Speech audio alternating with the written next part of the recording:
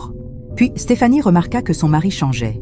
Il rentrait tard, ne mangeait plus à la maison, faisait très attention à son apparence et à son parfum, et ne lui parlait presque plus. En réalité, Bernard avait rencontré une jeune femme, Binta, une beauté éclatante de seulement 23 ans. Ils s'étaient croisés dans un club, et le courant était immédiatement passé. Binta était douce, séduisante, toujours attentive. Bernard se plaignait souvent auprès d'elle. « Ma femme n'arrive même pas à me donner un seul enfant. » Et Binta l'écoutait, le réconfortait.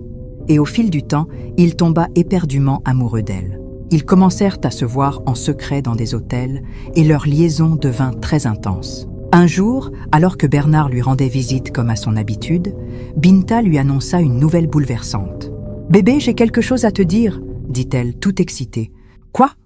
Dis-moi vite », répondit Bernard, les yeux brillants d'impatience. « Je suis enceinte !» cria Binta surexcitée. Bernard resta figé un instant, puis sauta de joie. Il la serra fort dans ses bras, puis la souleva, tournoyant avec elle. « Merci infiniment, Binta !»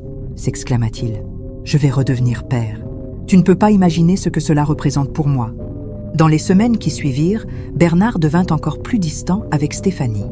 Il passait le plus clair de son temps avec Binta, lui offrait des cadeaux, l'appelait sans cesse. Pendant ce temps, Stéphanie, abandonnée à la maison, pleurait. Elle en vint même à regretter d'avoir accepté de sacrifier son fils pour un rituel d'argent. Stéphanie était toujours triste, constamment perdue dans ses pensées, rongée par la douleur et le remords. Quelques mois plus tard, alors qu'elle était chez elle, assise tranquillement dans son salon, la porte s'ouvrit soudainement.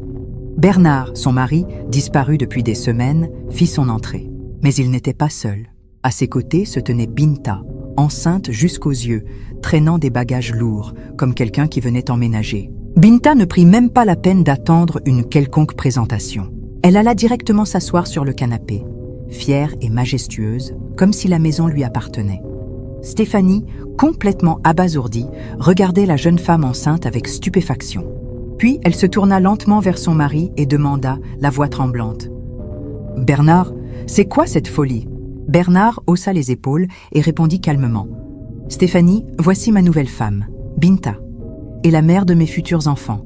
Comme tu peux le voir, elle est enceinte, chose que toi, tu n'as jamais pu faire. Après tout l'argent que j'ai gaspillé pour toi dans les traitements, les hôpitaux, les voyages médicaux, j'en ai assez. »« Tu viens de dire quoi ? Ton argent ?» hurla Stéphanie. « As-tu déjà oublié ce que j'ai dû sacrifier pour qu'on ait cet argent ? Tu souffres d'amnésie ou quoi ? Tu es un monstre, Bernard. Un monstre, dit-elle en fondant en larmes. Mais ce n'était que le début du